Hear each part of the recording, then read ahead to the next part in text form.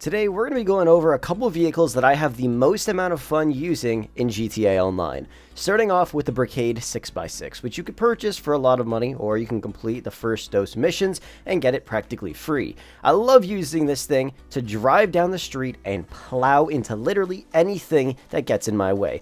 Not only will it plow through a line of 20 Bugattis like you just saw, it'll also plow straight through massive semi-trucks and even planes. It's a ton of fun to drive around, and you guys know pedestrians in GTA are one of the most annoying things. You're flying down the road and out of nowhere, they just merge into the other lane. You try to avoid them, but most of the time you'll end up hitting them, and sometimes you'll get so pissed off you'll stop whatever you're doing, literally to kill whoever's in that car, burn it, and then blow it up. I've done that like 20 times in the past because of how annoying pedestrians can be.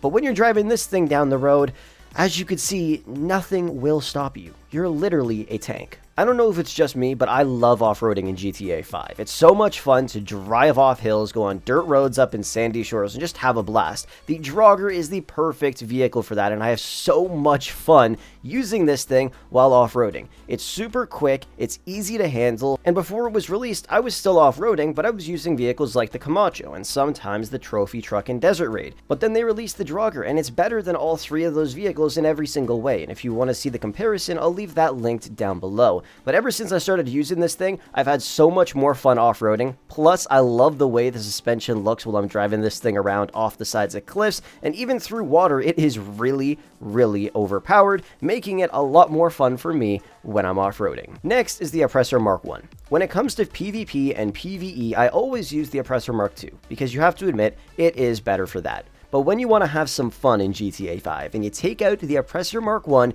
you'll have an absolute blast.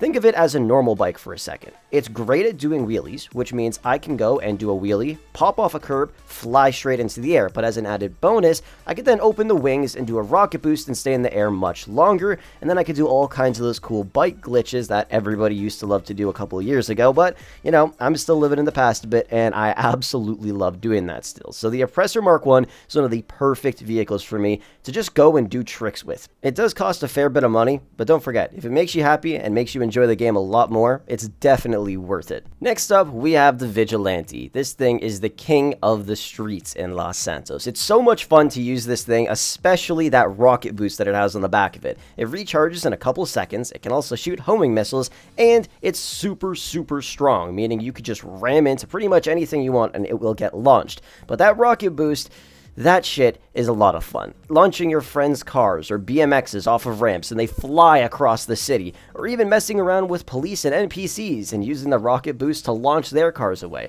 You gotta admit, this thing is a ton of fun, and it's also really beneficial while driving around in free mode. Since it's already one of the fastest cars in the game without the rocket boost, if somebody with an oppressor tries to pull up and shoot you with rockets, all you gotta do is use that rocket boost and you're out of there. The amount of times I outrun people with this thing is insane. End of the day, it's a really fun vehicle, and it'll help you avoid griefers. This one might sound a bit strange, but it's pretty much blacking out any vehicle and pretending that you are a secret agent or an assassin or a hitman or something. I tend to do a lot of RP scenarios even by myself when I get bored in GTA 5. It does sound childish, but at the same time, we're playing video games and I just want to have fun. So in this scenario right here, I pretend that I need to go and kill some cops on the top of this roof because they've been doing a bunch of illegal shit, so I was hired to take them out, and then I had to get the hell out of there. And I had to go to an airport where there's all these bad people on a plane, and I pretty much took the entire plane out. Either way, RP is one really fun thing to do in GTA 5 or in an actual RP server, and if you can make up your own RP while in GTA Online or even in story mode, you'll have an absolute blast, and there's a bunch of different scenarios that I play out all the time, and like I said, I spend hours doing it and have so much fun. If you guys want me to make a video on some really fun RP scenarios that you could play around with in GTA 5, let me know down below. One other example is where I pretend to be a VIP, or my friend does, and then the other person is their chauffeur/pilot.